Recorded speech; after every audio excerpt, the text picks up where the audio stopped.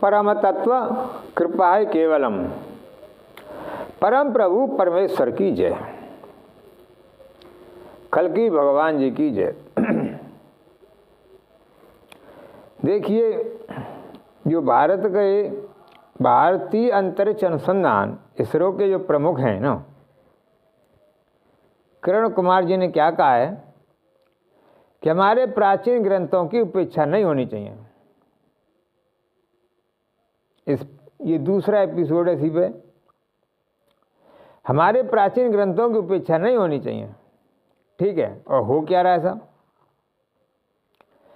प्राचीन ग्रंथों की उपेक्षा ही हो रही है। गृहस्थों को तो छोड़ दो, साधु तक नहीं पढ़ रहे। जाके देख लीजिए आप, भारत में कितने साधु जो शास्त्र पढ़ रहे हैं।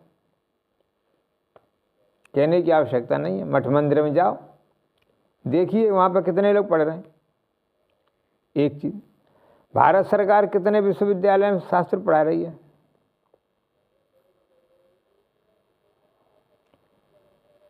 मुझे लग रहा है भारत के तो शायद किसी भी विश्वविद्यालय में गीता जो है कंपलसरी नहीं है। एक आध हो तो कोई दूसरी बात है, छोटा मोटा थोड़ा बहुत। इधर हमारे साधु महात्मा जो अपने को श्री श्री अनंत श्री कहते हैं ना, उनकी क्षमता नहीं रही है वो उपनिषद गीता पढ़े। नहीं तो पढ़ते भी तो समझ में नहीं आ रही उनके भी। सोचो आप, सबसे बड़ी कलंक की बात तो यह है कि साधुओं को समझ में नहीं आ रहा है, इसलिए देश की हालत खराब है।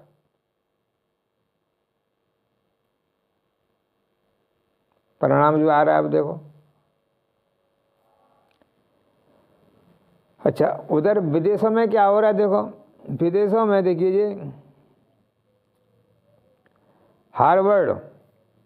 Harvard business school, Kellogg school of business, रॉन्स स्कूल ऑफ बिजनेस, वाटरसन बिजनेस स्कूल में भगवद गीता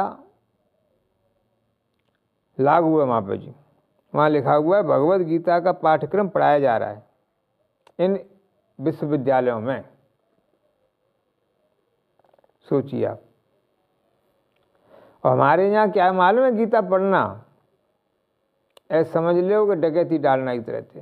हमारे यहाँ अगर किसी विश्वविद्यालय में गीता की लगा दिया जाए तो इतने लोग विरोध करेंगे जिसका कोई जवाब नहीं। गीता सांप्रदायिक है। हमारे यहाँ गीता पढ़ना ही सांप्रदायिक है। लोगों की भावना आप तो हो जाती है साहब, और तो और छोड़ो तुम। गीता का शब्द सुन लेते। अजीब हालत देश में क्या हो रहा है देखिए। और इन विश्वविद्यालय में गीता पढ़ाई जा रही है। ये तो इतने और ज़्यादा भी हो गए होंगे, ये तो खैर बहुत पुरानी डेटा है। और यहाँ पे क्या है, अगर कहीं मंदिर वगैरह में गीता का पहले नंबर तो लोग सुनने तैयार ही ना। देखो हाँ, एक चीज़ और देखिए, हमारे देश के लोगों की स्थिति अब ऐसी हो गई है कि सही सही गीता का अगर अर्थ कर दिया जाए तो लोगों को बुरा लगेगा। अंदर से हम इतने भ्रष्टाचारी, व्यभिचारी और चोर डकैत बेईमान हो चुके हैं कि सही सही अगर उनके सामने गीता का अर्थ कर दिया जाए ना तो एक तरह से नाराज़ी हो जाते हैं, समझ लो। बोले हम जो कर रहे हैं सो ठीक, तुम हमें मत सिखाओ। वास्तविकता ही है देखो। और देखो विदेशों में क्या है, ये वारेन हेस्टिंग, उन्होंने गीता के बारे में क्या कहा है देखिए। गीता का उपदेश मनुष्य को उन्नति के सर्वोच्च शिखर पर पहुंचाने के लिए अद्वितीय माध्यम है।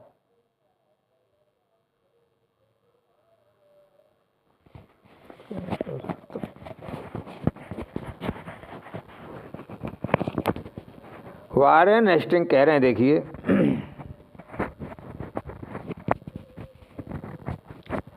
गीता का उपदेश जो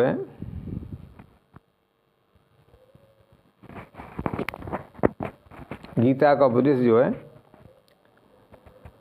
मनुष्य को उन्नति के सर्वोच्च शिखर पर पहुंचाने के लिए अद्वितीय माध्यम है। पर यहाँ क्या है, यहाँ तो भैया हालत इतने खराब हैं कि जनता तो छोड़ो, साधु तो गीता पे चर्चा नहीं करते। स्थिति इतनी बहुत है। आप जाके देखिए कितने साधु गीता पढ़ रहे हैं, कितने गीता समझ रहे हैं। और उधर वारेन औस्टिन कह रहे हैं सर्वोच्च शिखर, मनुष्य को उन्नति के सर्वोच्च शिखर पहुंचाने के लिए अद्वितीय माध्यम है गीता ही है। अब बताइए। और सुनो दूसरा,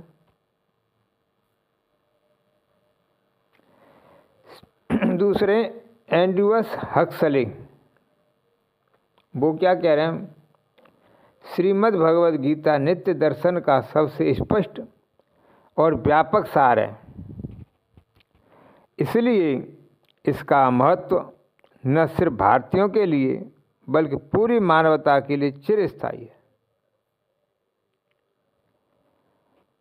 ये जो वैज्ञानिक हैं एल्ड्यूअस हक्सले,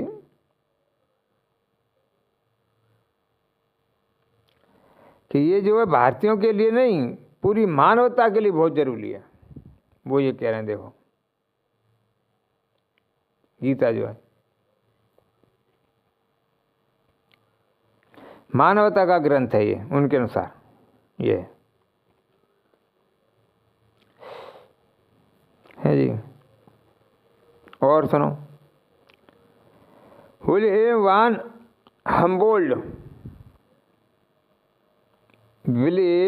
हम्बोल्ड जो है गीता के बारे में क्या कह रहे हैं, देखो वो कह रहे हैं श्रीमद् भगवद गीता विश्व की सबसे सुंदर एवं महान ज्ञान की दार्शनिक कृति है। सबसे सुंदर महान ज्ञान की दार्शनिक कृति है साहब गीता जो है। सबसे सुंदर संभवतः एकमात्र आध्यात्मिक संगीत जो किसी भाषा में उपलब्ध है वो है गीता। विश्व की सबसे सुंदर ऐसा, ठीक है, वैज्ञानिक ये विदेशी कह रहे हैं गीता के बारे में। फिर दूसरे हेनरी डेविड थोरो, वो क्या कह रहे हैं, देखो हेनरी डेविड थोरो, प्राचीन युग की सर्वोत्तम वस्तुओं में गीता से श्रेष्ठ कोई वस्तु नहीं है। बोले प्राचीन वस्तुओं में जितनी चीज़ है ना, गीता से सर्वोत्तम कोई है ही नहीं, समझ लिए। गीता में ऐसा उत्तम और सर्वव्यापी ज्ञान है कि उसकी रचना के असंख्य वर्ष हो गए, फिर भी ऐसा दूसरा एक भी ग्रंथ नहीं लिखा गया है। उनके अनुसार ये गीता में जो ज्ञान है ना, उसकी रचना के असंख्य वर्ष हो गई, फिर भी ऐसा दूसरा एक भी ग्रंथ नहीं लिखा गया, पूरी धरती पे बता रहे हैं वो। समझिए आप गीता के बारे में।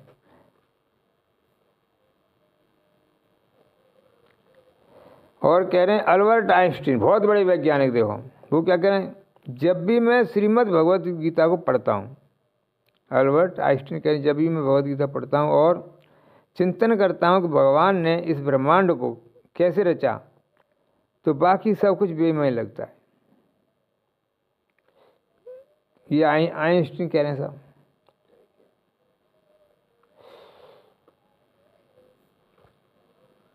और सुनो, मेडेस मैग्रेमर क्या कह रहे हैं, भारतीय साहित्य की कोई भी कृति श्रीमद् भगवत गीता से अधिक उद्धत नहीं है, क्योंकि पश्चिम में इससे अधिक किसी अन्य ग्रंथ को पसंद नहीं किया गया है। मतलब पश्चिम में गीता को सबसे ज़्यादा वहाँ पसंद किया जा रहा है, गीता को। ये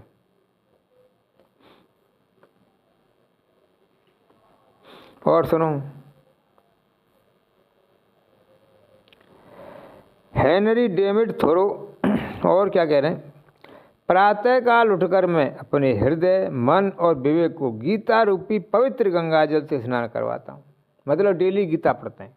ये जो है इनका नाम है हेनरी डेविड थोरो, प्रतिदिन गीता पढ़ते हैं। देखो ये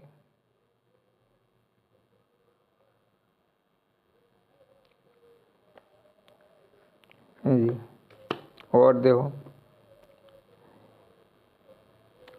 ये अलबेरुनी क्या कह रहे हैं, देखिए, गीता दुनिया का बेहतरीन इल्मी तोहफा है। गीता जो है दुनिया का बेहतरीन इल्मी तोहफा है।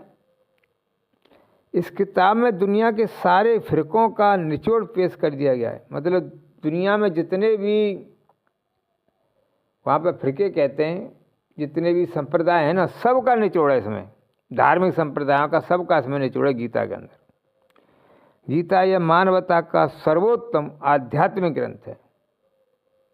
गीता जो मानवता के लिए सर्वोत्तम आध्यात्मिक ग्रंथ है, ये कह रहे हैं सर अलबेरुनी।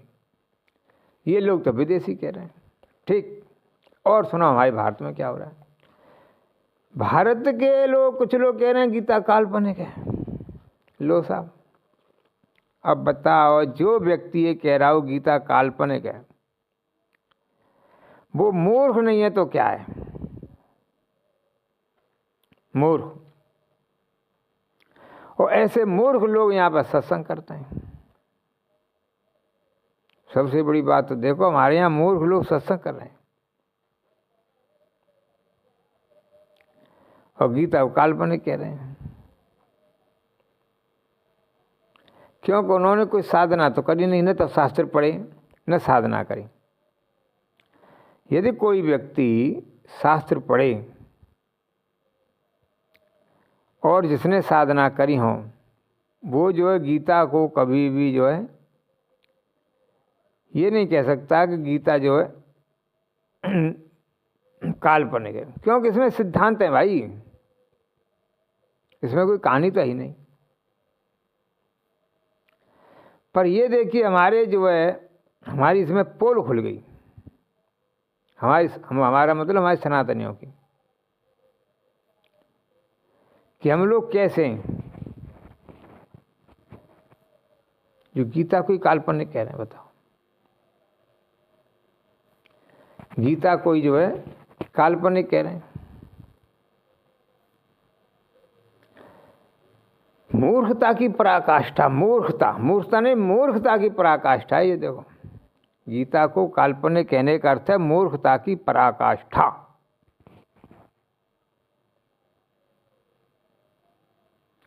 या ये कही जाए कि भारत के अंदर जो भी व्यक्ति गीता को काल्पनिक कह रहा है, उसे मेंटल हॉस्पिटल में ले जाना चाहिए, पागल खाने में, समझ लीजिए। क्यों? गीता में जो सिद्धांत हैं उन पर वो एक तो चला नहीं, और दूसरे में गीता को काल्पनिक कह रहा है। बताइए, ये लोग धूर्तवाद कालनेमी नहीं है तो क्या है? और दुनिया ने कालनेमियों के पीछे चल पड़ी है, जो वास्तव में गीता को यानी क्या का क्या मानते हैं। तो ये कालनेमी है ना, कालनेमी, इनसे देश को बहुत ज़्यादा नुकसान हुआ है। देखो, ऐसों से ही, और ऐसे बहुत हैं देश में, घुमा के फिरा के।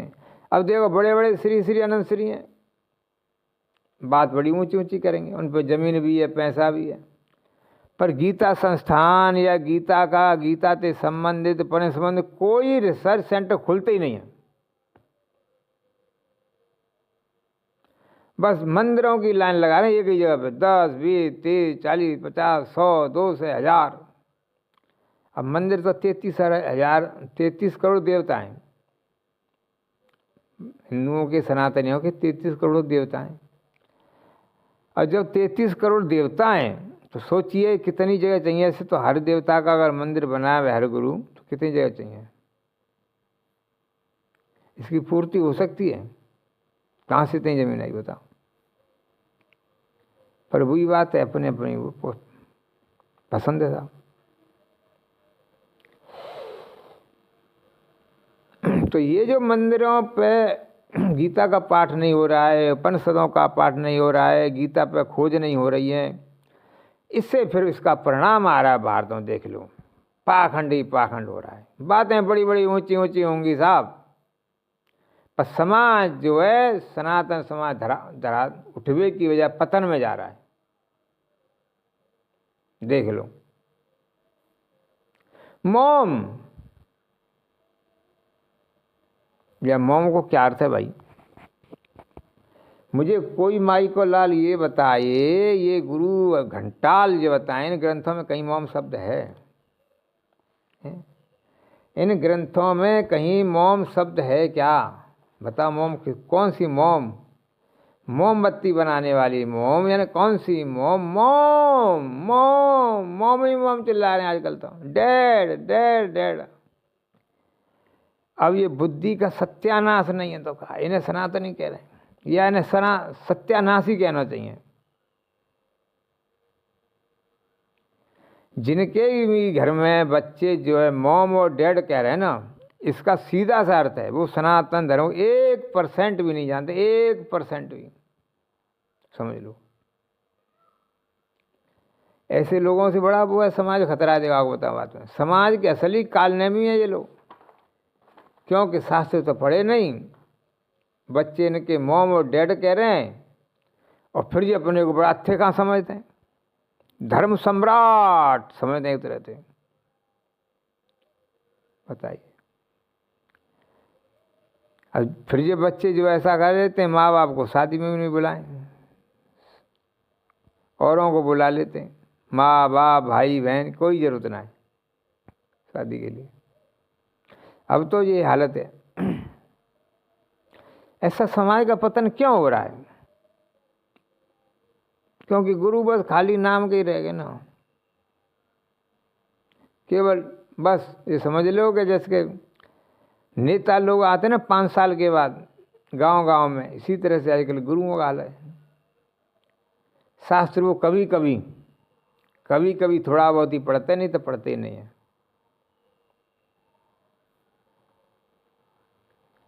इन्हें मालूम ही नहीं है शास्त्रों में क्या लिखा। पढ़ेंगे तो मालूम पड़ेगी ना, पढ़ते ही नहीं तो मालूम कैसे पढ़ेंगे? अच्छा, अब क्या हुआ, इन्होंने तो शास्त्र पढ़ना बंद कर दिया। ठीक, वैसे वो अगले उसमें बताएंगे, विदेशों में धड़ाधड़ शास्त्र पढ़े जा रहे हैं, धड़ाधड़, और उन्होंने पुस्तकें ही बना दी। अब उन्होंने के कॉन्शियस माइंड, सब कॉन्शियस माइंड और ये और वो, ये विदेशों में हो रहा है खेल,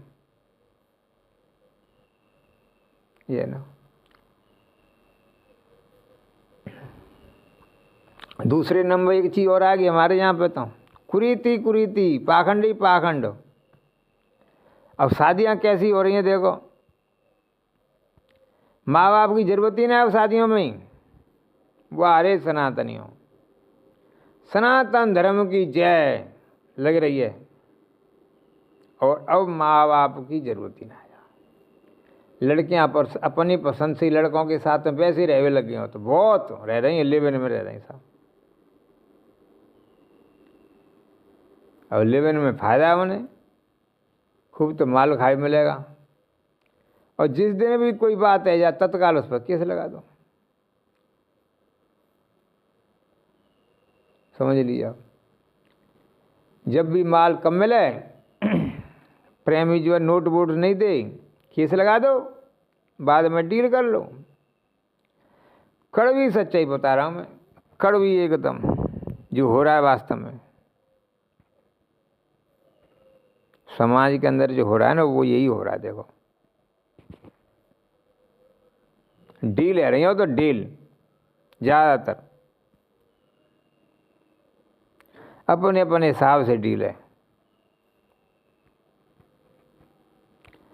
और खाली जयकार लगा देते हैं, वो सनातन धर्म की जय हो, सनातन धर्म की जय हो। कैसी सनातन धर्म की जय हो बताओ, जब डील हैवी लग गई है तो। ये है ना। अच्छा, अब देखो, और ऊपर से लिख क्या रहे हैं, दिव्य प्रवचन, दिव्य सत्संग, दिव्य कथा, और रिजल्ट अब ये आ रहा है, देखिए, दिव्य कथा, दिव्य सत्संग, दिव्य प्रवचन, दिव्य अध्यात्म महोत्सव है रहे, ठीक है। और गाय की चर्बी, सुअर की चर्बी, मछली के तेल का जो है उसे मांसाहार कहो या भोग कहो तुम जो है, तिरुपति बालाजी के मंदिर में जो है इसका बहुत दिनों तो भोग लगता रहा। गाय की चर्बी, सुअर की चर्बी, मछली के तेल का। हाँ, उन्होंने कुछ जो साथ में और मिला भी थे इसमें, वो भी डाले थे ऐसी ने, काजू और ये किशमिश, और काजू किशमिश बादाम वगैरह भी डाले थे उन्होंने लोगों को, है ना। अब इसे प्रसाद कहोगे या मांसाहार कहोगे। और सबसे बड़ी कलंक की बात ये देखो, कई साल तक ये चलता रहा मंदिर में, और जो मंदिर का जो भोग था उसे ब्राह्मण बनाते थे। दो सौ ब्राह्मण जो है बना रहे थे, उन्हें यही नहीं मालूम पड़ा कि देसी घी की जगह पे गाय की चर्बी, सुअर की चर्बी, मछली के तेल मिला रहे हैं हम लोग। उन्हें हम ब्राह्मण कहें या क्या कहें, बता कोई आदमी। आखिर क्यों भाई, क्या उन्हें नहीं मालूम पड़ा? और फिर वो कैसे ब्राह्मण जिन्हें नहीं मालूम पड़ा, ये एक प्रश्न ये भी तो है ना, फिर कैसे ब्राह्मण है वो जिन्हें ये नहीं मालूम पड़ा तुम कर क्या रहे हो? और फिर बोलेंगे तो मंत्र जाप कर रहे। अरे मंत्र जाप कर रहे हो तुम यार, सुबह शाम तुम पूजा करना दिखाते हो, आखिर ये स्थिति आई क्यों?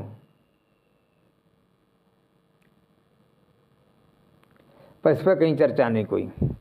बस उस समय पे कह रहे थे हम सरकार से मंदिरों को वापस लेंगे, अब सब शांत पड़ गए दिलों।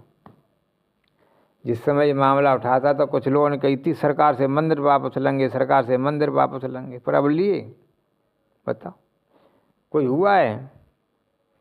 कोई बोर्ड बना है सनातन बोर्ड?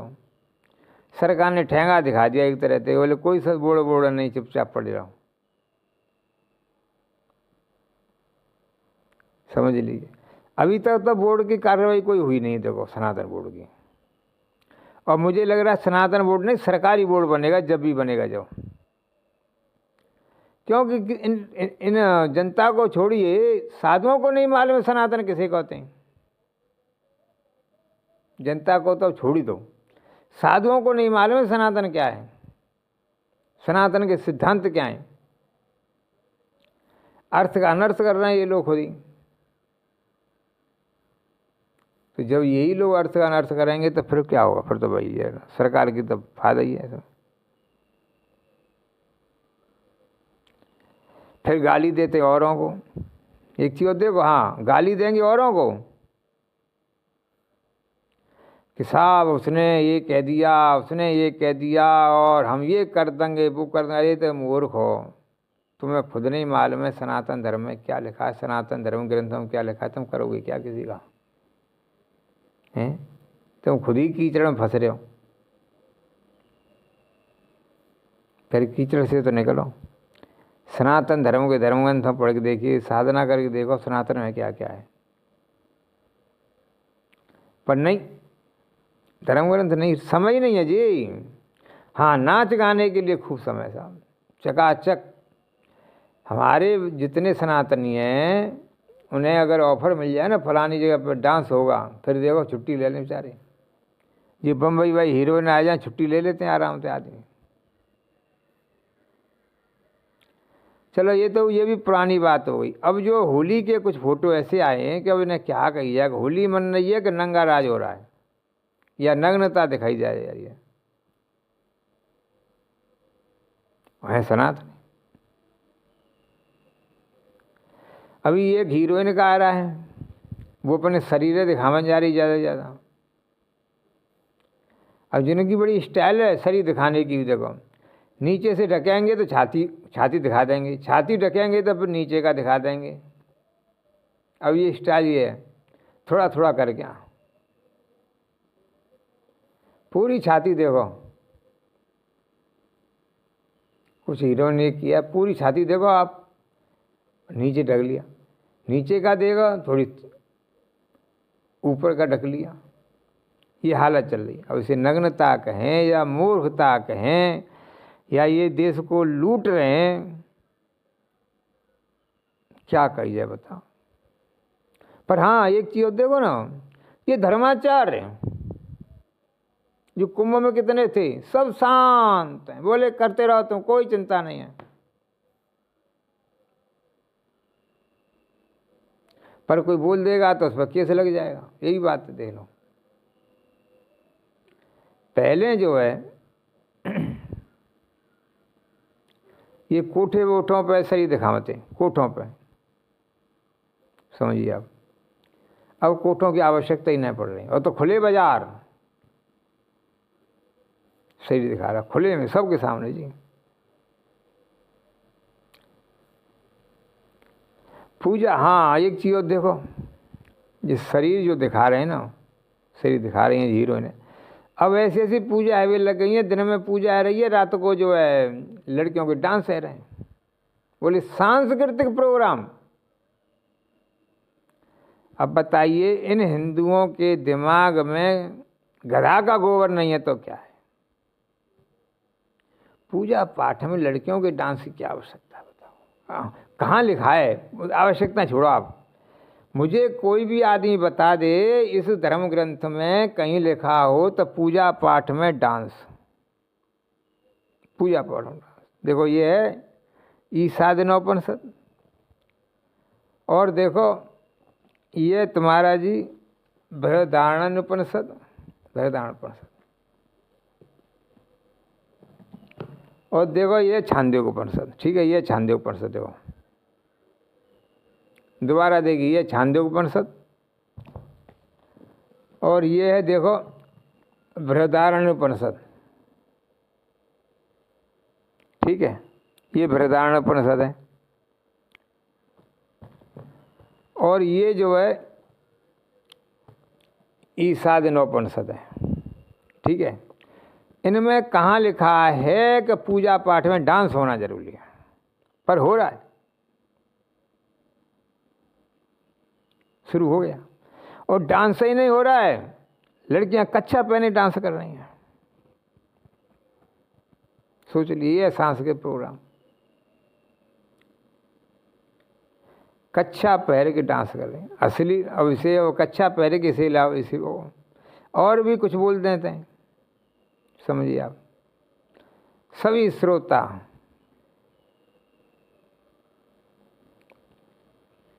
एकदम खुश। सरस्वती पूजा में दिखाया जाए लड़की डांस कर रही है, बताओ। सरस्वती पूजा में लड़की डांस कर रही है, महालक्ष्मी पूजा में लड़की डांस कर रही है, और ये जो दुर्गा जो है ना नवरात्रा, इनमें लड़कियों के द्वारा डांस कराया जा रहा है। और जयकारा सनातन धर्म की जय हो, सनातन धर्म की जय हो, सनातन धर्म की जय हो, लग रहा साहब। अब बताइए, प्रकृति नाराज नहीं होगी तो क्या होगा? प्रकृति नाराज नहीं होगी तो क्या होगा? मुझे बता कोई माई का लाल।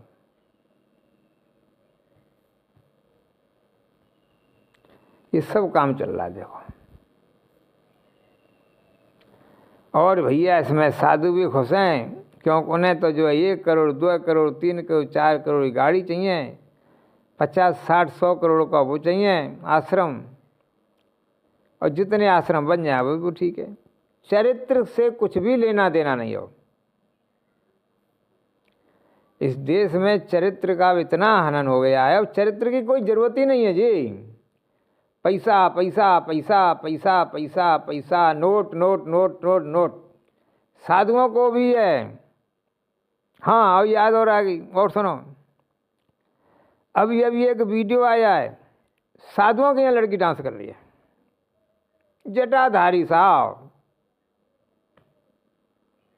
जटा रखी भई है, लड़की डांस कर रही है। सोचिए आप। अब उनके यहाँ बस एक ही नियम रह गया है कि लाल गेरुआ कपड़ा पहनो, बढ़िया चकाचक, और दाढ़ी रखा लो, बाल रखा लो, बस बन गए संत, बस और कुछ करने की जरूरत ही नहीं है। और रात में लड़कियों की डांस देखो, कोई चिंता नहीं है। वीडियो आ चुका है बाकायदा, कोई देखना चाहे मैं दिखा दूंगा, डांस का वीडियो। अब बताओ, जब साधुओं को ही लड़कियों के डांस देखने, वो वीडियो थोड़ा सा धुंधला सा है वैसे, आपको बताऊँ बात है, तो फिर इस पर रोक कौन लगाएगा?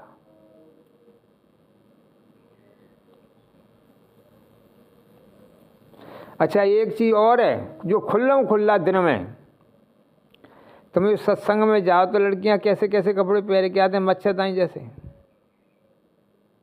खुल्ला सबके सामने देख लो, शरीर तो वे दिन में ही दिखा रही हैं। अब तुम्हारे देश के सत्संग प्रवचनों में लड़कियां शरीर दिन में ही दिखा रही हैं, खुल्ला दिखा रही हैं, रात की तो छोड़ दो। और सनातन धर्म को जयकारो लग रहा था। अब बताइए, ये जो लड़कियां हैं जो शरीर दिखा रही हैं, लिव इन में नहीं रहेंगी तो क्या करेंगी? सेवा करेंगी सास ससुर की।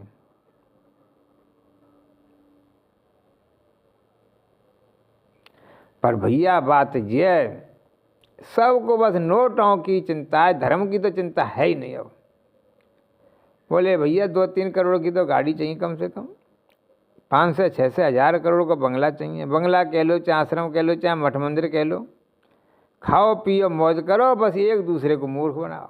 इस समय ये चल रही, खाओ पियो मौज करो, एक दूसरे को मूर्ख बनाओ। खाओ पियो मौज करो।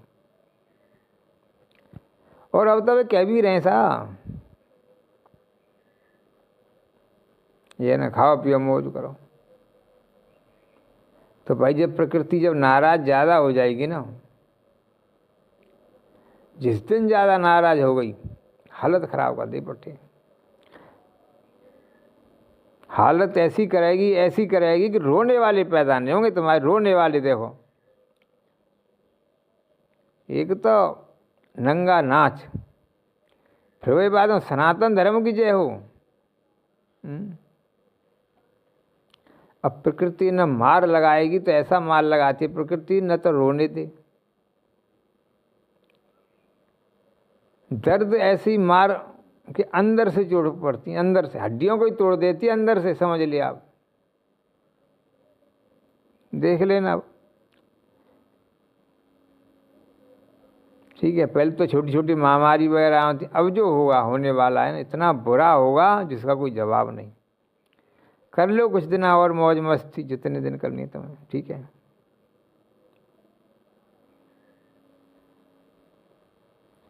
हाँ, तो ये सब मूल कारण वही है कि हमारे साधु संत महात्मा बड़े बड़ी, बस अब तो ये कहना चाहिए फेंकू साधु में, फेंक लो जितना हो जाए,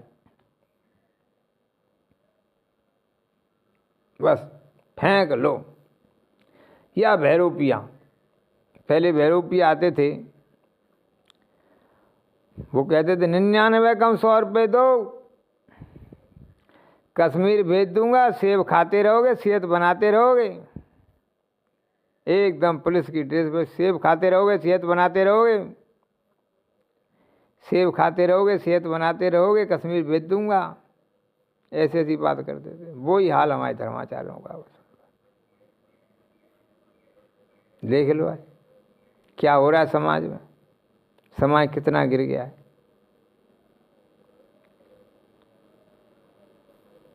पर ये किसी को दिखाई नहीं दे रहा है। मेन बात तो यह है कि ये जो कुछ हो रहा है ना समाज में, किसी को दिखाई दे ही नहीं रहा है। बस जो कोई बोलेगा तो बोले अपने अपनी सुधार रहा हूँ। अरे मूर्ख, फिर सनातन धर्म की जयकारी कहीं लगा रहे हैं। जब अपनी अपनी सुधारनी है, जब हम अपने अपने हो ही गए, मान लो, तो ईसाइयों में हमें अंतर क्या है? या ऐसे को हम ईसाइयों से, हम देखो एक चीज़ और देखिए, हम लोग गालियाँ देते हैं और मुसलमान ने, ईसाइयों ने, उन लोगों को देखो कितना उनका जो अपने धर्म, अपने उसके लिए है, पंथ के लिए कितना वो जो समर्पण है उनके अंदर में। और हमें देखो, हमें तो केवल ये है कि बस नोट आने चाहिए कहीं ना कहीं से, नोट किसी भी तरह से, नोट, बस धर्म की जरूरत ही नहीं रह गई है, खाली दिखावटी धर्म रह गया बस हम लोग जीवन में। देख लो कैसे कैसे कांड है रहे हैं। अब आप सोचिए साधु ही लड़कियों का डांस देखें तो फिर क्या हुआ रहता है। और जिनको लड़कियों के डांस देखने, क्या वो कभी जोरदारी से सत्संग वगैरह में इसका खंड कुछ कह सकते हैं? नहीं, बिल्कुल नहीं। वो तो मीठे मीठे मीठे मीठे कंगे, ये दान कर लो, ये दान कर लो, ये कर लो, और बड़े बड़े कि 2 माला पहन लो, मुख पवित्र हो जाएगा, तुम्हारा ये हो जाएगा। अरे हो क्या रहा है? प्रमाण देखिए। पर सच्चाई है भैया, वहाँ तो सबको नोट खींचने, कोई हॉस्पिटल बना के नोट कमा रहा है, अंदाज करोड़ों रुपए छाप रहा है, कमा नहीं रहा, छाप रहा है। उसमें से गुरुजी को बुला लाते हैं, गुरुजी कह देते हैं बस चला, तेने करोड़ों अरबों कमाए, कोई चिंता नहीं है, तेने बस 15 मिनट जाप, ये मंत्र जाप कर लिया, तू पवित्र ही हो गया। कितना बढ़िया साबुन दे रहे हैं देखो। 1 रुपए के सामान को 1000 में बेको बोली, 10 रुपए की दवा को 1000 में बेको बोली, कोई चिंता नहीं है। बस गुरुजी के यहाँ बुलाए कि गुरुजी ने बुलाया कि थोड़ा सा करा दिया, बस पवित्र हो गए साहब। पूरा ही घर पवित्र, पूरा ही शरीर पवित्र, कितने भी कुकर्म करो जिंदगी में सब पवित्र ही हो जाते हैं। अब ये एक साबुन ऐसा आ गया है, पिछले 50-100 साल से जिसका कोई जवाब नहीं है, कि कर्मों में पवित्रता की कोई ज़रूरत ही नहीं है जी, कोई ज़रूरत नहीं है पवित्रता की। नोट कमाओ, नोट कमाओ, नोट कमाओ, नोट कमाओ, नोट कमाओ, नोट कमाओ, फिर गुरुजी को बुला लो, कथा करा लो, बस एकदम धर्मात्मा है गया, तुम्हें मोक्ष मिल जाओ, मोक्ष की टिकट कंपल एकदम कन्फर्म है, एकदम कन्फर्म मोक्ष की टिकट, समझिए आप, मोक्ष की टिकट जो एकदम कन्फर्म है यहाँ से। बताइए जब देश की ये स्थिति हो तो समाज का पतन नहीं होगा तो क्या होगा? कितने ही पाप करो, कितने ही लोगों को मूर्ख बनाओ, कितने ही लोगों को ठगो, कोई चिंता ना है, बस नोट कमाओ, note note note note note. तो भैया फिर इसका परिणाम तो यही है, कुछ सेठ लोगों के यहाँ अरबों रुपया मिलता है, कुछ नेताओं के यहाँ मिल रहा है, कुछ अधिकारियों के यहाँ मिल रहा है। जब सभी नोट कमा रहे हैं, हाँ सबसे बड़ी बात यह है कि आपको बुरा लगे चाहे भला लगे, जब हमारे देश के कथावाचक और हमारे देश के साधु संत, जब इन्हें जो है करोड़ों की गाड़ियाँ चाहिए, करोड़ों के आश्रम कह लो चाहे बंगले चाहिए, तो भैया सुनो, ये अधिकारी वर्ग, नेता वर्ग, व्यापारी वर्ग के यहाँ करोड़ों मिलेंगे ही मिलेंगे, चाहे कुछ भी कर लो आप। और अब तो जजों के यहाँ भी नोट मिल रहे हैं, और ये मिलेंगे ही मिलेंगे, क्योंकि जो हमारा आदर्श है वो ही नोटों के पीछे भाग रहे हैं, वो ही विलासता के पीछे भाग रहे हैं, तो समाज तो विलासता के पीछे भागेगा ही भागेगा। ये एक कड़वी सच्चाई है। देखो, जब तक हमारे देश के कथावाचक क्या, कथा को तो धंधा ही हो गया है, तो नोट कमाने की मशीन है कथा। अब तो भागवत कथा, राम कथा नोट कमाने की मशीन है ये, और जनता भी यही चाहती है, मनोरंजन बस। जनता की दिमाग ही अब ऐसा हो गया है कि वो सिर्फ मनोरंजन ही बस। जिन ग्रंथों में जो गूढ़ शब्द लिखा है ना, वो उसे समझ में आता ही नहीं है, आना भी नहीं चाहते। उन्हें तो डांस देखो तुम, डांस होता है कहीं भी चले जाओ आप, जो भी कथाएं हो रही हो, वहाँ सुंदर सुंदर लड़कियां डांस करें, और देखो कितने कैमराओं में फिर वो डांस रिकॉर्ड होता है। ये एक प्रैक्टिकल है। किसी भी कथा में आप गूढ़ बात कहो, कितने लोग रिकॉर्ड करते हैं, जा देख लो, और फिर वहाँ डांस रह जाए, 10, 20, 30, 40, 100 लड़कियां डांस करें सुंदर सुंदर, फिर देखो कितने लोग रिकॉर्ड करते हैं डांस है। खुल्ला बात है, सबके सामने देख लो आप जाके। एक बात देखो, जब डांस ही देखना हो तो डांस करा लो सीधे सीधे, पर नहीं, डांस नहीं सीधे सीधे कराना है, कथा के माध्यम से डांस होना है। कथा के द्वारा डांस होना है। ये धर्मात्मा भी बने गए, डांस भी हो गया और सब काम हो गया था। तो ये जो हो रहा है ना, कथा में डांस हो रहा था, तो भैया उसके बहुत सारे साइड इफेक्ट आ चुके हैं। वो लड़के हों चाहे लड़कियां, अपने माता पिता मॉम और डैड कह रहे हैं। डैड डैड माने मरा हुआ। अब मॉम की तो मुझे मालूम नहीं जी कहाँ का शब्द, इसका अर्थ क्या है, मॉम क्या है। हाँ, कल के बाद में हाँ एक चीज़ और है, एक वीडियो और आया था। एक लड़की अपने जन्मदिन पर अपने को गाली दे रही थी, और ऐसी ऐसी गाली दे रही थी जिसका कोई जवाब नहीं है। बड़े बड़े गंदे गंदे शब्द बोले अपने जन्मदिन पर।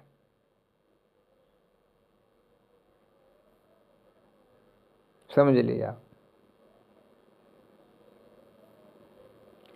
और भी है अभी एक हीरोइन का आ रहा है, वो अपना शरीर दिखा रही जन्मदिन पे। चलो वीडियो ज़्यादा लंबा हो जाएगा, इसको आगे लेंगे अब दूसरे उसमें। ये है ना। हाँ, तो वीडियो को लाइक करें, शेयर करें, कमेंट करें।